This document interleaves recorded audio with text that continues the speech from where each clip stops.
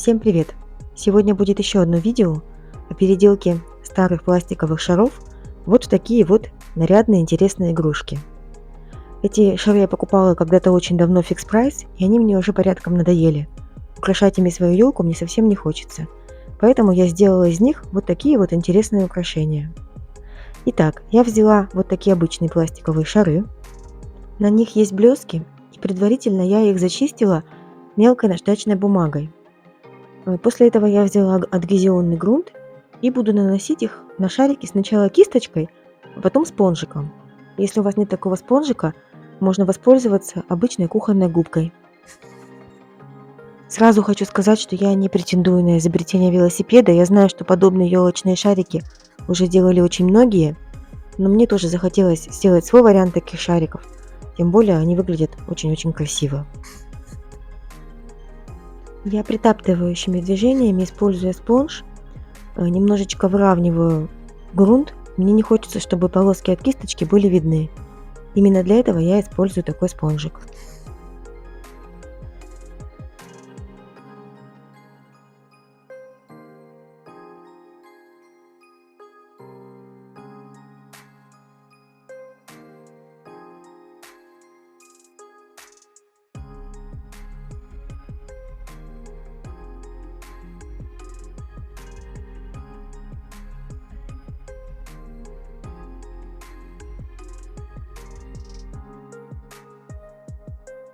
Я заранее приготовила вот такие вот отливки. Я не буду останавливаться здесь сейчас на том, как я их делала. У меня есть отдельное видео на канале, я обязательно оставлю ссылочку. Еще сырые отливки я укладывала на шарики для того, чтобы придать им именно такую форму, как мне хочется. И они застыли именно в таком виде. Сейчас я без проблем буду приклеивать их к этим шарикам. Обычно я приклеиваю такие отливки на клей-момент жидкие гвозди, либо момент секунда. Но сейчас у меня их нет в наличии, поэтому я буду приклеивать вот на этот вот клей. Еще я приготовила вот такую вот отливку в форме большой снежинки. Но ее я приклеивала сразу же, еще до застывания, потому что побоялась, что так как она слишком большая, хоть и высохнет по форме шарика, но может прилегать неплотно. Поэтому я ее приклеила сразу же еще в сыром виде. Так я прям пальцем наношу клей на отливку и располагаю отливку на шарике так, как мне хочется. Почему я делаю это пальцем? Мне попросту жалко кисти, потому что они стоят немаленьких денег, но после этого клея можно сказать, что практически не отмываются. Я слегка прижимаю отливку к шарику, и излишки клея, естественно, будут выходить со всех сторон. Поэтому я использую вот такую вот старую зубную щетку для того, чтобы убрать излишки клея. Кисти я не использую по той же причине, почему наношу клей пальцем. Мне их просто жалко. А щетка все равно идет на выброс, и я таким образом ее использую вторично. К тому же для этих целей очень удобны оказались эти щетки, потому что щетина у них достаточно жесткая, и она очень хорошо убирает излишки клея. Итак, настало время красить наши шарики. Я буду использовать 4 оттенка. Вот такой вот яркий красный называется «Поцелуй Кармен», но после высыхания, как я уже говорила, меловые краски обычно темнеют. Также вот такой вот интересный цвет называется «Утиное яйцо». Это тоже меловая краска, довольно укрывистая. Это цвет мятный. Но насчет него у меня есть, конечно же, сомнения, потому что он мне кажется слишком летним. И вот такие вот новые для меня материалы, я только их недавно выкупила. Вот этот вот красивый синий цвет, синий-фиолетовый, называется «Берлинская лазурь». А это просто белый перламутровый оттенок. Начну я с синей краски, мною очень движет любопытство. Интересно, какой у него будет финиш.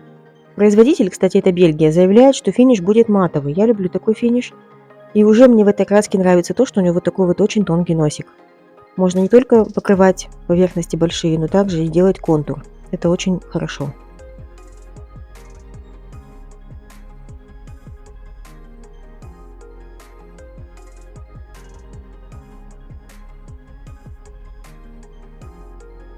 Краска оказалась не такой укрывистой, как я себе представляла. Она оставила после первого слоя некоторые проплешины и полосы.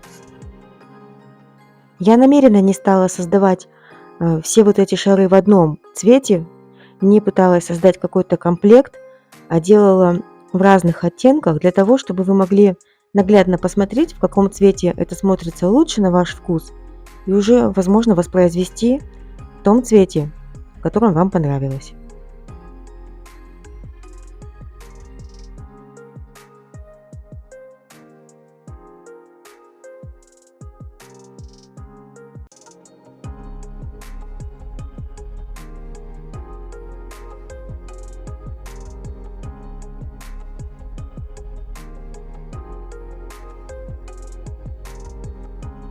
Мне пришлось нанести 2 слоя краски, но в результате посмотрите, какой красивый королевский синий цвет получился.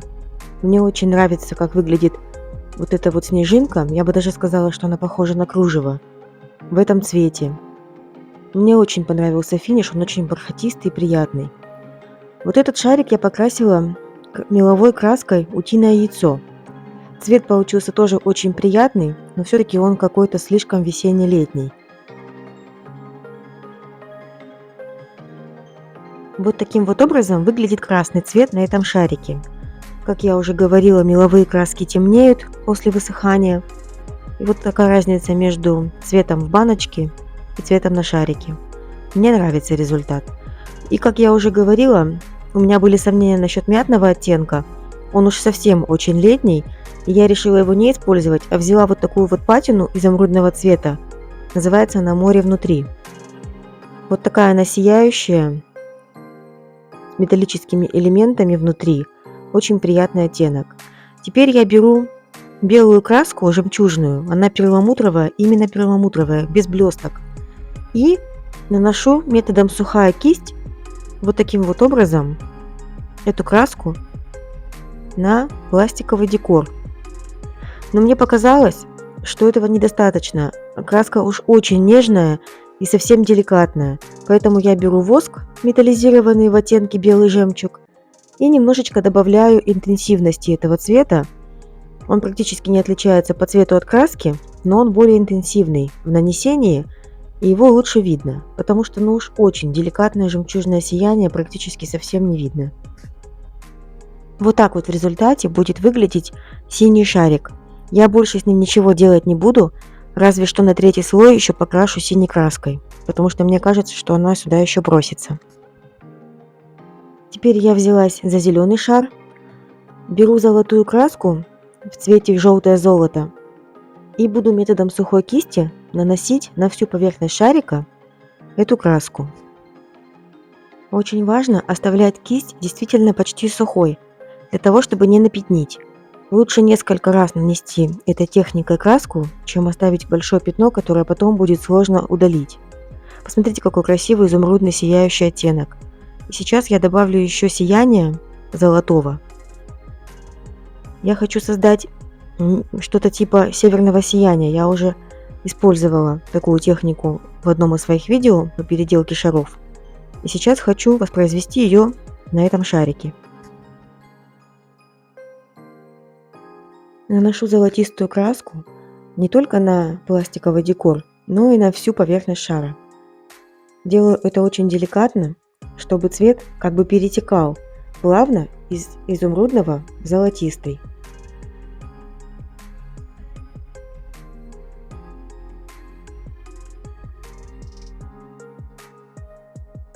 Мне показалось, что чего-то не хватает, и я взяла синюю металлизированную краску сияющую, и в этой же технике буду наносить синий оттенок совсем деликатно, немножечко на некоторые места, создавая вот эти вот плавные переходы между золотистым, зеленым и теперь уже синим оттенком. Мне нравится результат, который получается, хотя должна сказать, что мне гораздо ближе, например, стиль бохо. И вся вот эта вот лепнина, это не совсем мой стиль, поэтому я постаралась создать эти шары максимально минималистичными. Я не стала намеренно делать очень много лепнины или каких-то ярких еще оттенков добавлять. Я вот даже когда синий оттенок наносила, мне все казалось, что сейчас вот будет слишком, сейчас вот будет уже очень-очень большой перебор, но в итоге получилось довольно деликатно. И вот эти вот плавные переходы от синего к зеленому и к золотому На камере даже их не так уж сильно и видно. Вот так вот в итоге будет выглядеть изумрудный шарик. Напишите в комментариях, как вы считаете, получился он слишком вычурным или наоборот недостаточно ярким. С красным шариком все было очень просто. Я взяла воск в оттенке нежность Венеры и нанесла его на всю поверхность шарика. А пластиковый декор я покрыла золотой краской той же самой в оттенке желтое золото, техники сухая кисть. В итоге красный шарик, на мой взгляд, получился самым вычурным, ну в таком дворцовом стиле. Вот этот вот голубоватый цвет утиное яйцо все-таки показался мне очень летним и не совсем подходящим для новогоднего праздника, для елочных украшений. Поэтому я тоже немножечко припылила его золотом, а декор пластиковый покрыла воском медного цвета. Медь очень хорошо сочетается с таким вот зеленоватым оттенком, и очень это здорово смотрится. Мне нравится. Он стал с одной стороны ярким, а с другой стороны не слишком уж вычурным. Ну вот, мои шарики готовы. Рекомендую покрыть их матовым лаком для защиты. Я привязала каждому шарику ленту в цвет шара. Мне показалось, что так будет смотреться очень гармонично. Напишите, пожалуйста, в комментариях, какой шар вам понравился больше, какой, может быть, не понравился вообще. Будет интересно узнать. Если вам понравилось это видео, ставьте пальчик вверх и поддержите меня в комментариях. Всем пока-пока!